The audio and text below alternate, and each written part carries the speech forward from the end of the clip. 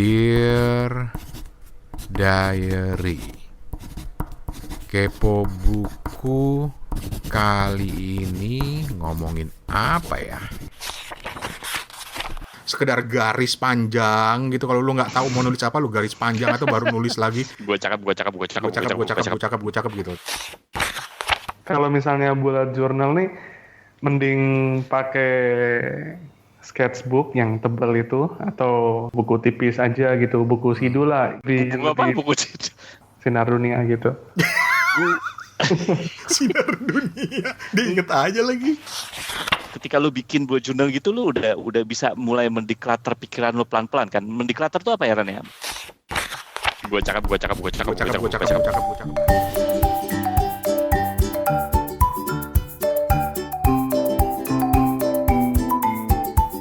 Kita ketemu lagi di Kepo Buku. Kali ini adalah episode ke-25. Dan Kepo Buku buat yang belum tahu adalah sebuah acara di mana kami, teman-teman di beberapa kota dan beberapa negara itu ngobrol tentang buku, pokoknya apapun yang terkait dengan buku. Dan kita adalah gue di Bangkok ada Rane Hafid, kemudian di Singapura ada Toto. Lu lagi di Singapura apa di KL, Tok? Lagi di Singapura, tapi 2 hari lagi jalan lagi ke KL. Asik. Abidin ya. Terus di Ambon, Ya, halo. ini ada Steven Sitongan. Steven, apa kabar, Steven? Sehat, baik. Oke, nah hari ini kita akan kembali mengulas buku-buku yang sudah kita baca. Tok, lu ada buku nggak, Tok? Ada banyak, mau yang mana? Kan kumat lagi dia. Mulai Lu tanya lagi ada dia. buku yang mana? Ntar gue lagi di depan rak buku. Setiap kali dia ditanya ada macam lu lagi di depan rak buku. Rak buku lu isi bukunya ada berapa tuh? Nggak tahu, ini barusan gue. Nah, coba kau hitung dulu. 1, 2, 3, Dia mulai 4, 5, 6, 7, 8, 9, 10, 11, 12, 13, 14, 15, 16, 17, 18, 19. Beneran lu dihitung lu? Gila. 1, 2, 3, 24, 25, 26, Oh, 9, 30, 31, Salah 32, 33, 34 ya. Udah belum? belum. Udah. Lu buruan, udah gue hitung, lu nggak ngumpet. Beneran dihitung. Oke, jadi buku lu apa yang sekarang mau di-share? Bukunya Ryder Carroll. Yang judulnya The apa nih namanya? The Bullet Journal The Method. Bullet Journal. The Bullet Journal Method. Track your past, order your present, plan your future. Asik. Dan ini nyambung dengan buku yang gua bawa kali ini, yaitu judulnya The Artist Way, karya Julia Cameron. Boleh. Sementara Steven itu bukunya ada 2 yang udah dia siapin. Dua-duanya berhubungan dengan kota Jakarta, tapi kita simpan buat episode berikutnya. Jadi episode kali ini khusus akan membahas yang ada kaitannya dengan journaling atau catatan harian atau diary atau apapun lah kalian menyebutnya namanya. Jadi Steven akan menjadi pendengar yang baik, penanya yang baik, dan juga penimpal yang baik. Awas kalau kau diam, Steven. Kita mulai. Jadi ceritanya gini nih, Tok. Fun juga dong. Iya, Tok dan Fen. Beberapa waktu lalu, gue itu nonton Instagram TV-nya Iqbal Haryadi, salah seorang podcaster lah ya. Oke. Dia sharing tentang morning pages. Jadi morning pages itu adalah teknik menulis jurnal, buku harian, yang dilakukan setiap pagi untuk menuangkan pikiran-pikiran lo. Yep. Oke. Gitu. Idenya adalah setiap pagi lu nulis buku harian 3 halaman untuk menumpahkan aja semua pikiran-pikiran lo sehingga hari lo ke depannya jadi lebih enteng gitu loh. Karena unek-unek lo semuanya udah disalurkan di pagi harinya. Kurang lebih ceritanya Iqbal seperti itu. Lu bisa lihat di Iqbal HP Instagramnya, cari di IGTV-nya, dia cerita tentang morning pages. Dan dia udah punya kebiasaan itu cukup lama dia menulis itu. Dan gue jadi penasaran karena gue seorang penulis jurnal, gue sering dan rutin menulis jurnal. Buku gue itu udah banyak banget jurnal-jurnal gue. Tapi gue baru nemu nih yang namanya morning pages. Karena jurnal buat gue itu lebih untuk bercerita tentang keseharian gue. Jadi biasanya itu gue lakukan menjelang tidur, 1 halaman, 2 halaman gitu, menceritakan hari gue. Tapi kalau yang diceritain Iqbal ini lebih kepada justru di awal hari lu Oke. untuk menumpahkan semua. Karena pagi itu kan adalah saat dimana pikiran lu masih fresh, masih tertata rapi semuanya, tapi juga lu bangun kadang-kadang dengan beban yang masih numpuk di kepala, sehingga dengan menuangkannya di jurnal, lu perlahan-lahan akan lebih mampu menata pikiran lu. Kurang lebih seperti itu. Nah, gua carilah rujukannya. Iqbal dari mana nih? Gua googling dong. Ketemulah bukunya si Mbak Julia Cameron ini. Bukunya Julia Cameron ini ternyata terkenal banget. Udah dari tahun 70-an katanya dia nulis buku ini. Oke. Judulnya adalah, sebentar ya. Apa? The Artist Way. The Artist Way, A Spiritual Path to Higher Creativity Oke. oleh Julia Cameron. Nah, Mm. jadi Morning Pages itu sebenarnya adalah sebuah metode yang dipakai Julia Cameron untuk memunculkan sisi artis dari diri kita, sisi kreatif dari diri kita, Oke. gitu, dengan cara yaitu tadi lu menulis, menuangkan semua pikiran lu setiap pagi, 3 lembar bebas. Bahkan ketika lu nggak tahu mau nulis apa, lu cuma sekedar nulis, gua nggak tahu mau nulis apa, gua nggak tahu mau nulis apa, gua nggak tahu mau nulis apa, terus sampai kemudian muncul lagi tulisan, baru lu lanjut lagi. Pokoknya 3 halaman aja untuk belajar menata pikiran lo gitu. Nah, itu yang diperkenalkan oleh si Julia Cameron di Morning Pages ini. Tapi kemudian dia juga menggunakan teknik lain yang disebut sebagai the artist date. Artist date ini sebenarnya wujudnya untuk memancing kreativitasnya. Bagaimana lu setiap minggu melakukan sesuatu kegiatan yang tujuannya adalah untuk memancing kreativitas lu. Misalnya lu ada proyek-proyek kecil atau sekedar jalan ke museum atau apa, tapi lu lakukan secara rutin untuk mengasah dan memunculkan terus rasa kreativitas lu. Jadi 2 hal itu. Nah, yang menarik karena si Julia Cameron ini kemudian merangkumnya menjadi sebuah tutorial, kurang lebih seperti itu, how to. Jadi setelah dia menjelaskan apa itu Morning Pages, apa itu The Artist Idea, kemudian dia membuat tahapan-tahapan. Misalnya minggu pertama apa yang harus lu ungkapkan, minggu kedua tuh apa, ekskursi atau artist idea lu tuh apa. Terus, dan ternyata ini sudah terbukti digunakan dan dipraktekkan oleh banyak orang-orang terkenal di Amerika sana. Dan itu yang membuat Julia Cameron itu menjadi terkenal. Dia itu seorang penulis novel, seorang kalau orang film gitu ya. Dan Julia Cameron ini ternyata mantan istrinya Martin Scorsese. Gitu, salah seorang sutradara terkenal. Jadi kalau lu membaca buku ini dan mengikutinya, ya gue juga baru mulai sih, baru di minggu pertama gue sampai di situ. Tapi kalau menurut kesaksian orang yang sudah membaca buku ini, banyak tulisan-tulisan di blog, ini bermanfaat buat memunculkan sisi kreatif lo. Entah lu penulis, entah lu bahkan seorang bukan dunia penulis kayak Toto gitu kan ya, misalnya, itu bermanfaat untuk memunculkan sisi kreatif lo, dan sifatnya sangat spiritual gitu loh. Karena Julia Cameron tuh sangat percaya bahwa kreativitas itu diberikan oleh Tuhan kepada kita. Jadi dia sudut pandangnya itu. Jadi silakan dicoba kalau berminat.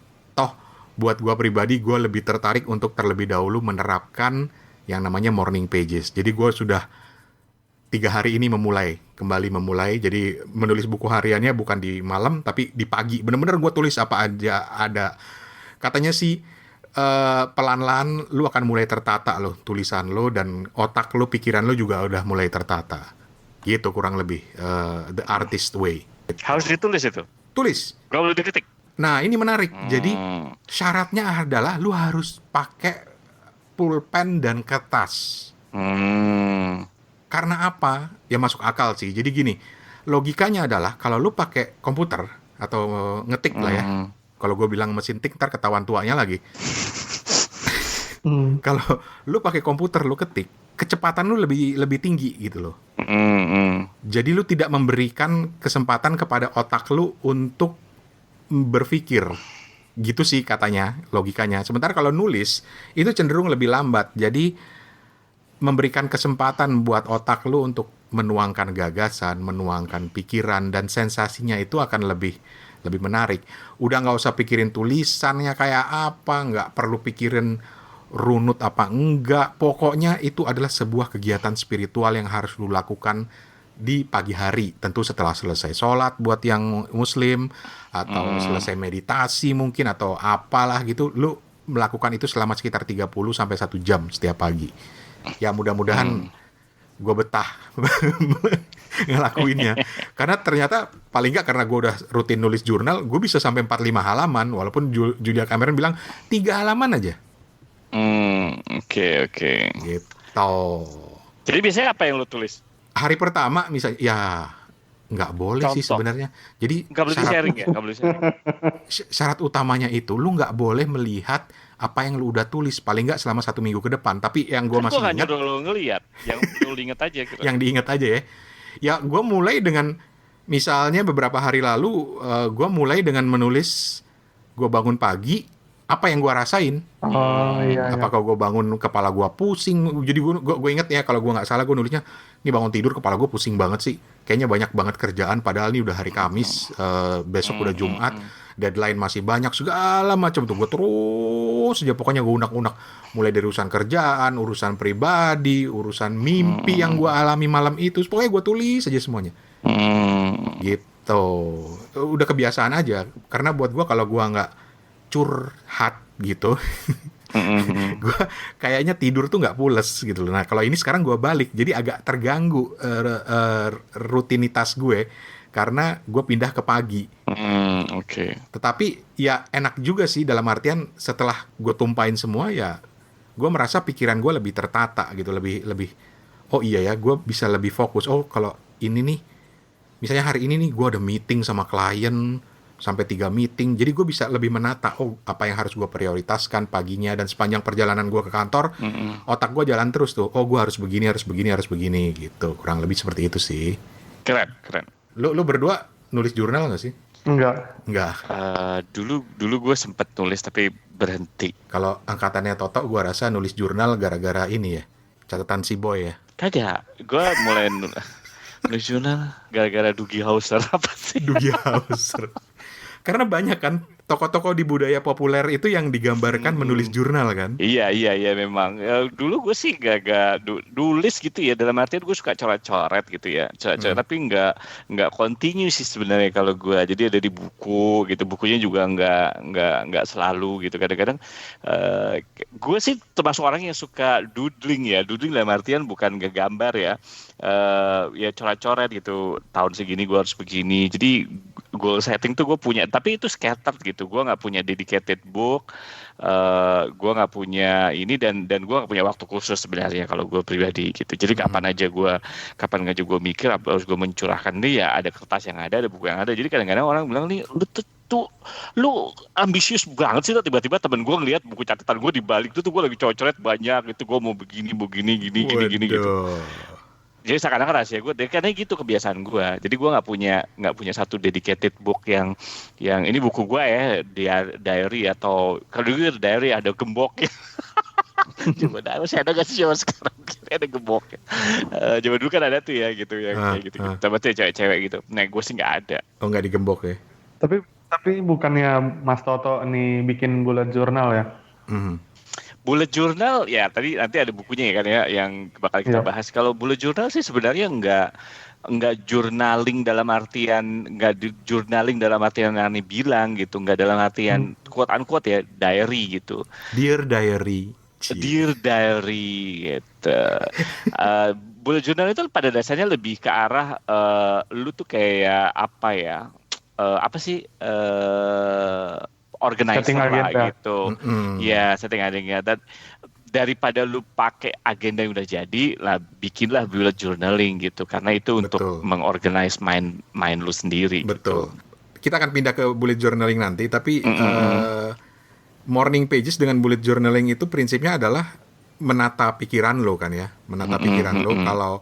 Kalau morning pages itu lebih kepada lo menulis apa aja untuk mencurahkan pikiran lo. Kalau bullet journal, nanti Toto akan cerita, itu lebih kepada menata, mengorganize. Tapi sebelum pindah ke situ, gua ada satu kutipan menarik dari bukunya Julia Cameron ini tentang Morning Pages. Jadi manusia itu pada dasarnya punya sifat yang selalu menegasikan atau menjelekkan dirinya sendiri gitu loh.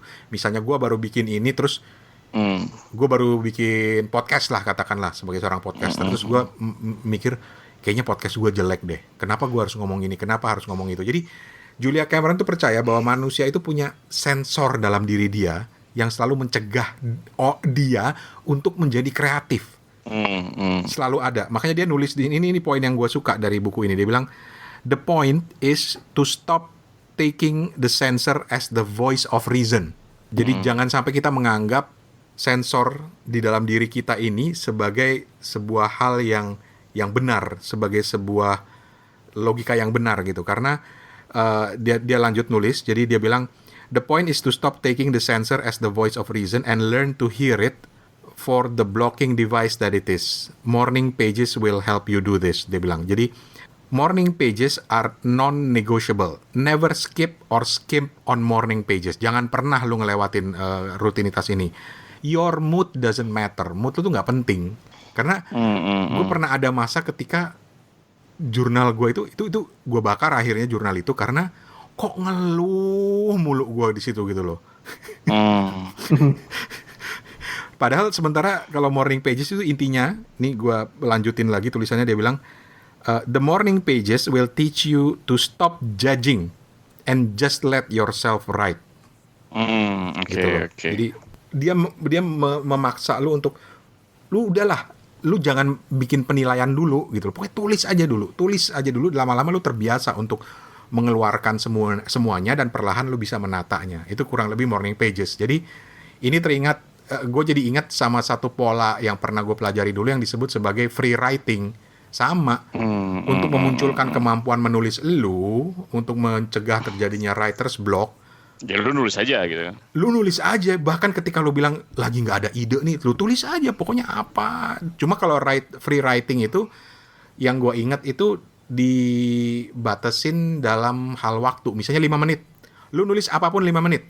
Gitu.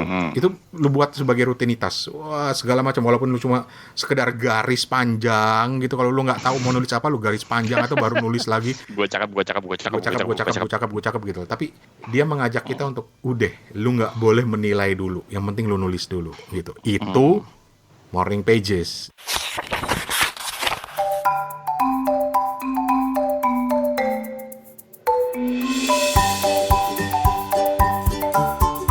Nah, sekarang kita pindah ke bukunya Carol Ryder nih.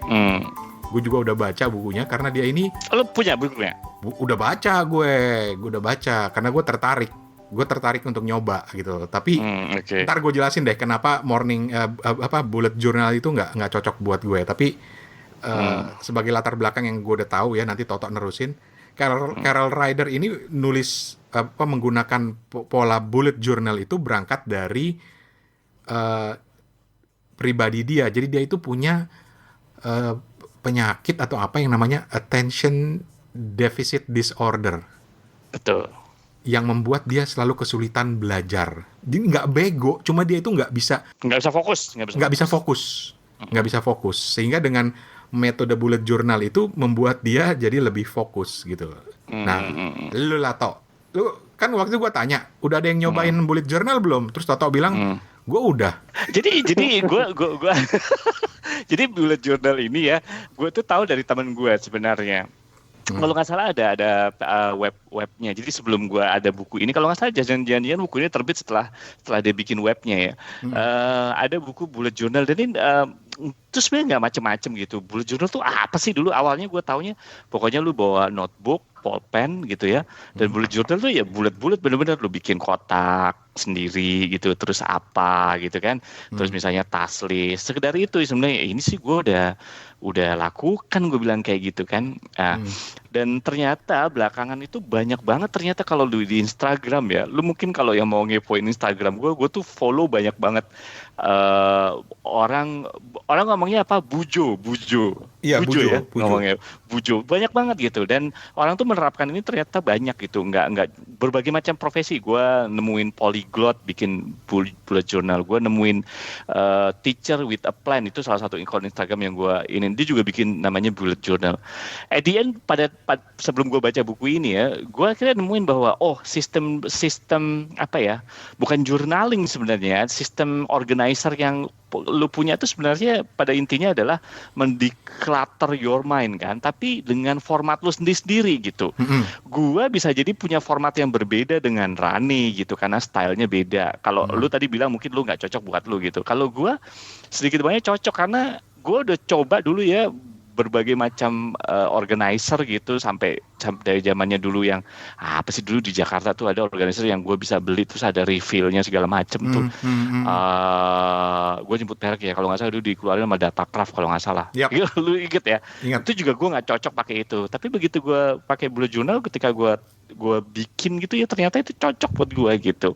Gue juga pakai apps yang to-do list segala macam, gue nggak bisa. Ternyata at the end adalah ya emang nggak cocok aja. Setiap dari kita itu memang punya tendensi bagaimana lu mencatat segala macam gitu. Nah, si Carol, siapa nih? Ryder Carroll ini, dia tuh pada dasarnya memang benar kata Rane tadi. Dia tuh awalnya ADD kan ya, dan dia mencoba segala macam dari mulai tools segala macam gitu ya sampai apps, dan dia nggak bisa. Akhirnya dia nemuin ini gitu, nemuin pada dasarnya kita tuh harus mendeclutter mind kita. Apa sih dia bilang, productivity and mindfulness ya kalau nggak salah ya. Iya kan? Jadi intinya sih sebenarnya itu, ketika lu bikin bullet journal gitu lu udah bisa mulai mendeclutter pikiran lu pelan-pelan kan. Mendeclutter itu apa ya Ran ya? Merapihkan ya. Kalau gue declutter itu menurut gue adalah mengurai. Mengurai ya. Sebenarnya kan lu ruwet gitu ya. Kalau orang dengan editing atau kayak kita di kantor gitu, ruwet banget pengen ngerjain ini, tiba-tiba satu ini. Nah, hal yang paling enak untuk itu ya ditulis dan lu bikin bulletin journal sendiri gitu.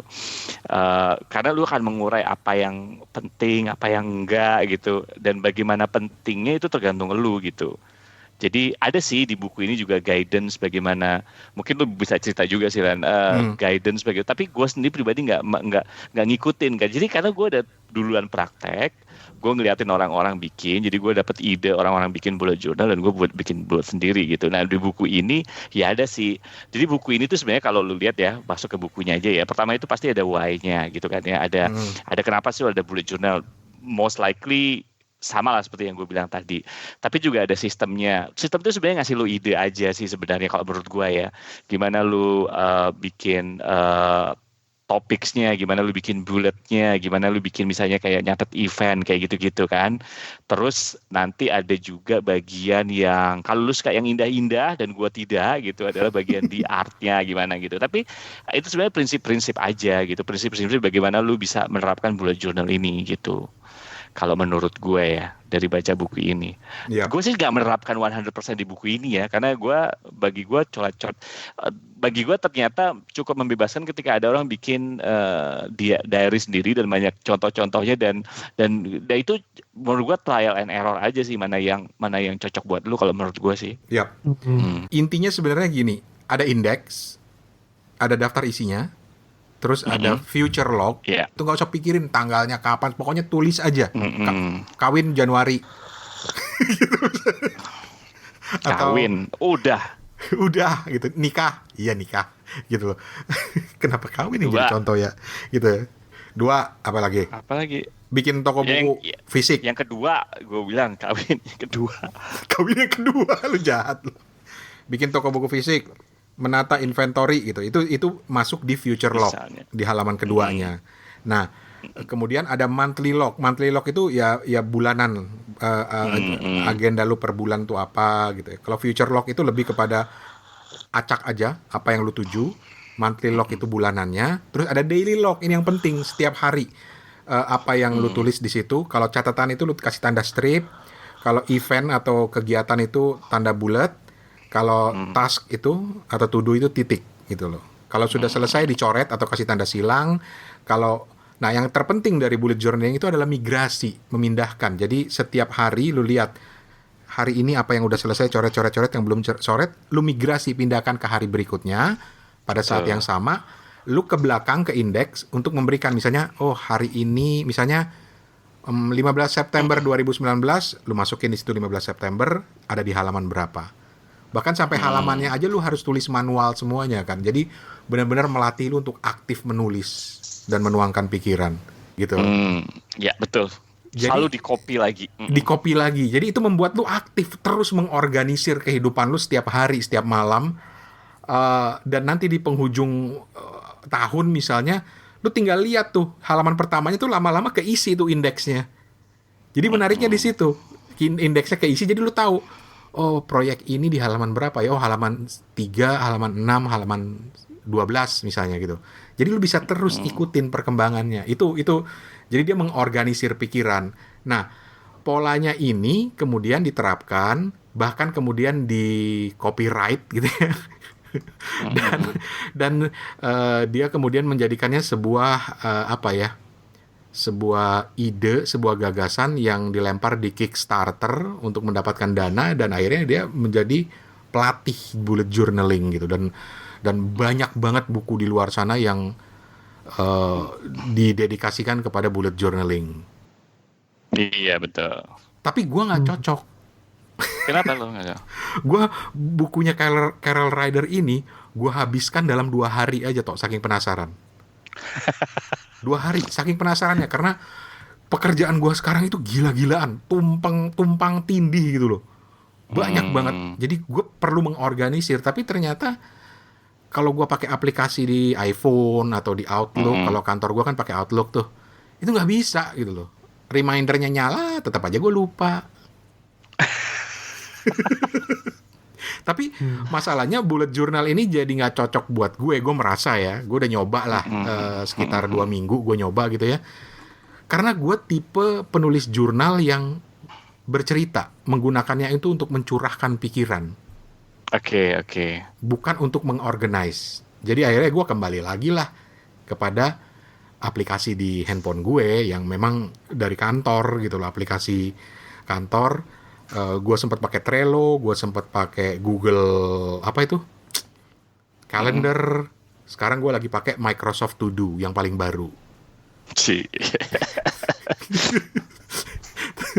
Tapi untuk kantor gitu, karena untuk pribadi gue nggak bisa. Sampai karena kalau misalnya di buku harian gue itu, misalnya gue tulis tuh, oh nanti podcast gue tentang ini, rencananya gue mau begini.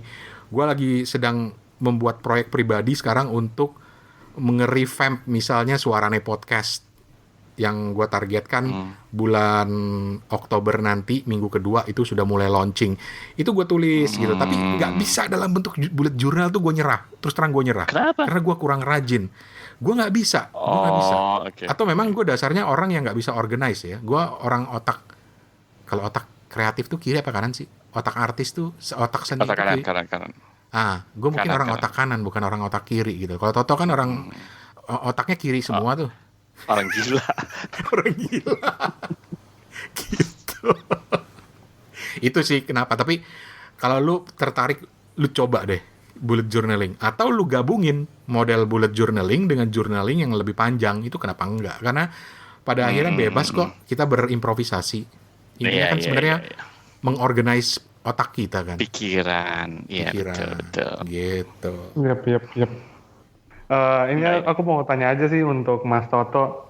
Kalau misalnya bullet journal nih, mending pakai sketchbook yang tebal itu, atau yang tadi Bang Rane bilang, mulai aja dari buku tipis aja gitu, buku sidul lah gitu ibaratnya. Buku tulis biasa, sinar dunia gitu. Sinar dunia, diinget aja lagi. Gini. Kalau gue personally gue bilang itu tergantung bagaimana lu merasakan buku itu gitu. Oh gitu, oke. Karena kalau orang kebanyakan kan kalau digambar-gambar gitu, ada yang bilang pakai apa namanya, ya bullet journal yang apa sih merek, gue juga lupa tuh, apa sih yang mahal itu. Ada yang kayak gitu. Cuman kadang-kadang gue nulis tuh enak, gue belakangan gue nulis di buku kotak-kotak, di buku Muji, tipis banget bu journalin gue, bullet journal gue. Jadi at the end lu tuh, kalau menurut gue ya, itu tuh itu yang menurut gue yang gue nggak bisa dapetin di apps, yang gue nggak bisa dapetin di software gitu ya. Iya, Kertas itu punya magnetnya sendiri buat gue. Jadi kalau menurut gue sih mana yang lebih efektif? Nggak lebih efektif kalau lu merasa lu suka buku pakai buku tulis AA ya, oke aja menurut gue sih. Iya. Pakai sinar dunia gitu. Pakai sinar dunia ya apapun itu gitu, atau gue pakai buku Muji yang kotak-kotak, atau lu pakai buku apa gitu. Pokoknya at the end lu tuh bagaimana, kalau gue ya gue punya feeling terhadap kertasnya gimana. Kalau gue sih punya apa sih namanya, ketertarikan apa ya, kedekatan apa sih ya pokoknya gitu deh. Pokoknya lu enak tuh di mana. Jadi kalau menurut gue sih itu sangat personal banget sih, Van. Kalau gue misalnya dalam konteks buku, gue nggak suka diatur. Makanya bahkan gue nggak suka tuh buku bergaris atau kotak-kotak. Karena gue nggak mau diatur sama garis. Jadi gue lebih suka gitu. bukunya polos. Oh, ini ngomong masalah garis atau polos ya. Kalau gue justru lebih suka kotak-kotak. Lu lebih suka kotak-kotak ya? Sama gue lebih suka kotak-kotak. Gue udah cobain kalau garis itu menurut gue sangat membatasi. Lucu kan? Nih, garis buat gue sangat membatasi. Begitu kosong gue sangat loose, gue susah. Gitu. Gue udah pernah nyoba titik-titik, tapi tidak terlalu in buat gue gitu. Titik-titik kan ya, titik-titik doang gitu kan ya, dot gitu. Dan somehow gue lebih suka pakai kotak-kotak. Kotak-kotak ya? Padahal kalau dipikir kan seharusnya lebih rumit daripada garis-garis kan. Kalau bullet journaling emang banyak yang menyarankan kotak-kotak karena dia kan banyak ini kan, poin-poin gitu, dan itu lebih mempermudah gitu. Kalau kotak-kotak. Mungkin ya. Mungkin. Nggak tahu kenapa. Pokoknya gue karena gue kebanyakan coret-coret gue yang nggak bullet journaling, yang journaling biasa atau yang doodling gue biasa, kebanyakan gue di buku kotak-kotak. Jadi gue sangat enak banget gitu. Nggak tahu kenapa gue in banget dengan buku kotak-kotak. Kalau gue, kenapa gue suka buku polos? Karena Lu gue merasa polosan. bebas. Gue nggak diatur. Gue mau tulis gitu. tanggalnya di atas kiri atau di atas kanan atau kadang-kadang di tengah, suka-suka gue gitu loh. Bahkan ada masa ketika gue jurnalnya dalam bentuk komik misalnya. Itu gue enjoy banget gitu. Gambar bentuk komik. Walaupun akhirnya kok nyita waktu banget. Sebelum tidur gue bisa 2 jam tuh cuma buat bikin komik. Dan fokusnya akhirnya adalah membuat komiknya jadi bagus. Oh iya. Gitu. Dan akhirnya gue bilang, lah kalau mau bikin komik ya bikin komik aja gitu. Tapi ya ada yang sudah jago gambar, mungkin dia bisa menuangkannya. Kayak Tita Larasati misalnya, komikus perempuan Indonesia itu, dia gue inget banget pernah nerbitin buku yang berangkat dari jurnal komik dia. Jadi dia kan sekolah di luar negeri, dia itu kemudian punya satu kertas folio, terus dia mulai menggambar di situ. Nanti sedikit-sedikit dia gambar cerita keseharian dia, terus lama-lama jadi penuh, dia taruh, ganti kertas baru lagi. Itu bisa beberapa hari buat ngirit juga. Dan itu akhirnya diterbitin jadi buku gitu. Keren banget pengalaman dia sekolah di Jerman kalau nggak salah gitu. Nah, gue tuh nggak suka dibatesin. Jadi walaupun kemudian ketika gue ngelihat lagi, kok aneh ya, kadang-kadang tulisan gue tuh cenderung naik ke atas, ke bawah. Oh gitu. Gitu. Lah kalau Steven sendiri, gue malah penasaran, lu mengorganize pikiran atau agenda atau pengingat lo itu pakai nulis atau pakai handphone, atau ya udah biarin aja pakai otak aja gitu? Sejauh ini masih pakai handphone sama dibiarin aja gitu. Wow, pakai handphone maksudnya? Pakai aplikasi atau apa? Iya, di kalender kan ditulis agenda hari ini, kalau misalnya ada yang perlu diingat, perlu dilakuin gitu. Nggak spesifik bikin sampai buljo gitu. Ini baru ngeh. Baru ngeh ada yang namanya burjo. Burjo. Burjo tuh bubur kacang hijau. Iya, makanya salah. Iya. Tapi oke, menutup bahasan ini gue ada kutipan dikit dari bukunya nih ya. Bujo, gue masih suka aneh nih. Tapi kalau lo mau nyari di Instagram, cari hashtag Bujo, BUJO, akan banyak banget. Dan buat gue nggak nyaman, karena buat gue jurnal itu adalah sesuatu yang pribadi. Kenapa harus lu share gitu? Tapi mungkin ya ini kan kita sekarang ada di zaman ketika hidup kita harus di share di sosial media ya. Betul. Jadi nih dia tulisannya si Ryder Carroll, dia nulis gini. Bujo puts you at the helm. You will learn how to stop reacting and start responding. You will learn how to tackle difficult challenges and turn your vague curiosities into meaningful goals. How to break your goals into smaller, more manageable sprints, and then finally how to effectively take action. Jadi dia kasih contoh misalnya, what's the next step to improving your GPA this semester? Nilai maksudnya GPA-nya ya. IPK. What's the next step to acing all your classes? Dia bilang itu bukan begitu, tapi get more granular, lebih detail. Misalnya, in which class are you failing behind? What's the next assignment in that class? Writing a paper, okay? What book do you need to read before writing that paper? Itu lu organize semuanya, sehingga nanti begitu lu merasa, gue udah sampai di tahap mana ya? Gue kehilangan di mana sekarang segala macam. Lu tinggal menengok ke belakang lagi, dan karena ada bullet journaling ini, ya akhirnya lebih tertata. Lu bisa melacak kembali pikiran lu ke belakang. Terus ada kutipan yang bilang gini, bullet journal will help you declutter your packed mind so you can finally examine your thoughts from an objective distance. Iya sih, apalagi kalau udah ruwet ya pikiran ya. Kayak Toto gitu kan, project banyak banget tuh. Mengorganisirnya pasti pakai Bujo tuh. Gue tinggal tidur. Sejauh apa Buljo ini membantu Mas Toto dalam keseharian? Nah, Toto tuh yang jawab tuh. Sebagaimana membantu gue dalam kesehariannya, sangat membantu sekali, seperti layaknya mempunyai sekretaris. Apa sih? Enggak.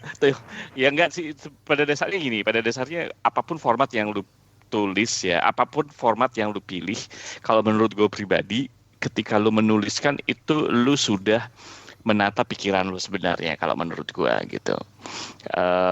Dan dengan formatting bullet journal kayak gini lebih membantu aja gitu untuk meretrieve back. Tapi buat gue sebenarnya secara pribadi ya, selama format apapun yang gue tuliskan, walaupun kadang-kadang doodling kayak gitu-gitu, bahkan kadang-kadang enggak dulu sebelum gue pakai bullet journal kayak gitu-gitu, bahkan gue nulis sesuatu nih ya di kertas nih ya, bahwa gue mau gini, itu tuh kertasnya udah kemana tahu gitu, bahkan kebuang gitu, gue tuh somehow jadi inget gitu.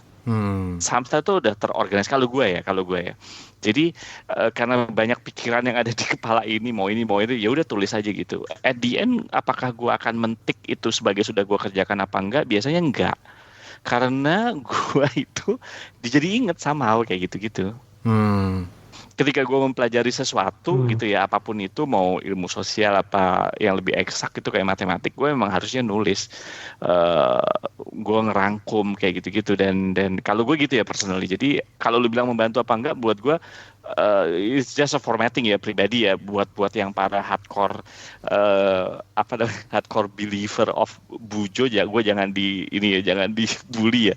Buat gue sebenarnya intinya adalah di penulisan itu sendiri gitu. Ketika lu bisa ketika nulis itu kan sebenarnya lu milih ya pikiran lu apa yang mau tulis, nggak bisa seenaknya sendiri kan ketika lu nulis ya. Nah pada saat itu menurut gua pikiran lu udah tertata rapi, dan ketika pikiran lu tertata rapi, menurut gua ya akan jadi gampang gitu, lu inget gitu, kalau gua ya pribadi gitu ya. Dan buat yang penasaran bisa beli bukunya Ryder Carroll, Bullet Journaling judulnya. Jadi Stephen tertarik untuk mencoba? Iya, boleh. Bahkan untuk tindak lanjut untuk yang kelanjutannya yang udah advance, ada yang namanya collection. Jadi lu bisa membuat collection baru. Misalnya kalau Stephen project toko buku fisik, itu jadi satu collection. Jadi ada bullet journal di dalam bullet journal gitu. Terus misalnya masa depan gitu ya, ada satu collection lagi. Targetnya misalnya mau pacaran tanggal kapan gitu, segala macam gitu misalnya. Sama berapa orang gitu targetnya itu. Terus ada collection misalnya lebih kepada catatan pengeluaran dan keuangan, tuh ada gitu. Tapi semuanya polanya adalah dengan bullet. Bullet itu apa? Bullet, bukan bullet lingkaran, tapi titik-titik, bullet poin-poin gitu. Buat gue in theory keren, tapi gue belum berhasil menerapkannya. Karena kurang disiplin ya. gue kurang disiplin, gue kurang organized, jujur, dan gue tipe orang yang lebih suka nulis untuk tidak suka dibatasi gitu loh, tidak suka diatur dengan wah lu harus pakai tanda ini, gue maunya nulis aja, nulis udah. Tapi ya terserah, kalau Toto kan orangnya lebih otak kiri kan, lebih organized. Lebih kiri dan kanan. Katanya sih cirinya gampang sih. Dan kalau ada Apa tuh? teman-teman kepo buku yang mau nyoba, lu foto meja kerja lu atau meja belajar lu. Mhm. Nggak usah dirapihin, spontan aja lu lagi denger ini, sambil dengerin lu foto meja belajar lu atau meja kerja lu. Di situ bisa ketahuan lu orang yang organize apa enggak. Ada yang rapi banget, foto pacar harus di kanan, buku tulis Miring dikit, sinar nggak dunia boleh. harus di ini, nggak boleh miring dikit, pulpen harus ditata berdasarkan tingginya. Itu OCD dong. OCD. Kita nantang aja nih kalau ada yang mau dan mencoba, coba deh lu foto, lu tag Instagramnya Kepo Buku. Kita pengen tahu gitu loh, lu orangnya organize apa enggak. Atau kalau lu punya pengalaman menggunakan bullet journal, ini topik ini bisa kita kembangin untuk berbagi. Kirimin aja rekamannya ke kita, pengalaman lu nulis jurnal, entah Kayak apa model gitu ya? morning pages kayak gue sama Iqbal, atau bullet journal, atau lu punya pola jurnal yang lain, lu share sama kita. Ntar kita bikinin satu episode lagi nih, menarik kan? Menarik. Iya. Gitu. Atau Steven mau coba bullet journal atau morning pages, kenapa enggak gitu. Toh itu Satu bagian dari episode Kepo khusus. Buku juga kan? Betul itu. Oke.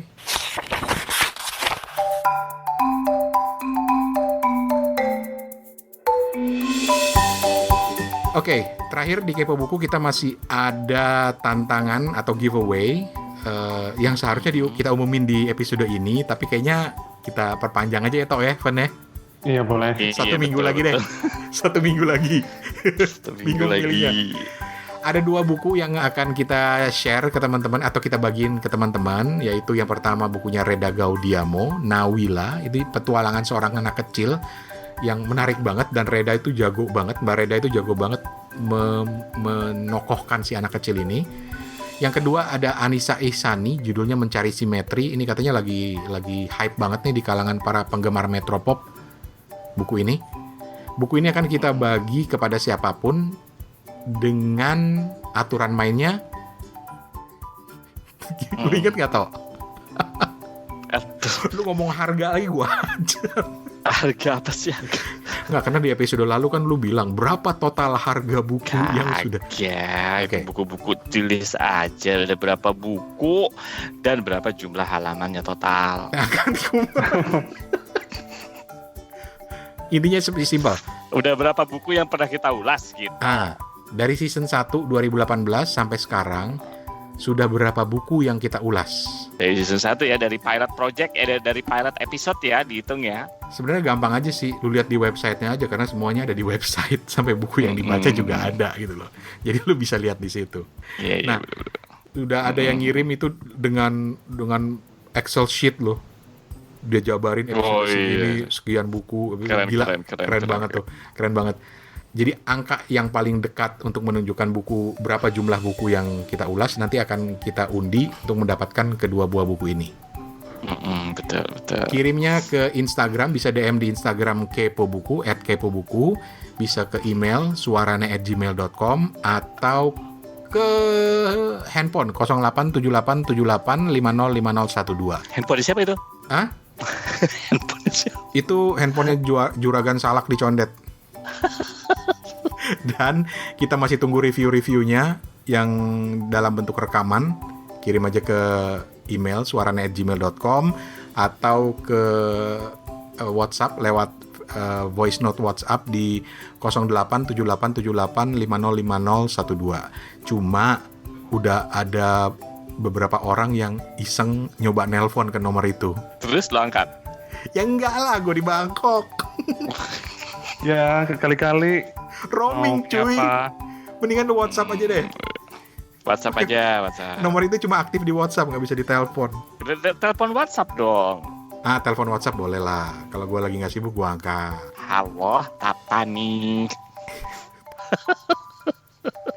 gitu. Dan jangan lupa subscribe ke Kepo Buku di semua aplikasi podcast. Pokoknya kita tunggu. Dan website kita adalah suarane.org. Dan apalagi ya, email udah, website udah. Oh ya, Kepo Buku ada di semua aplikasi podcast lah. Bisa lu cari di situ, search dengan kata kunci Kepo Buku. Buku, ya. Oke, dengan demikian selesai sudah Kepo Buku. Kita ketemu di episode lain. Ada beberapa tamu yang sudah masuk antrian. Sombong. Sombong lu. Siapa tuh? Ada aja. Pokoknya nanti kita umumin. Tapi untuk saat ini kita pamit dulu. Gua Rane Hafid. Rifan di Ambon. Tata di Singapura. Permisi. Bye. Dadah.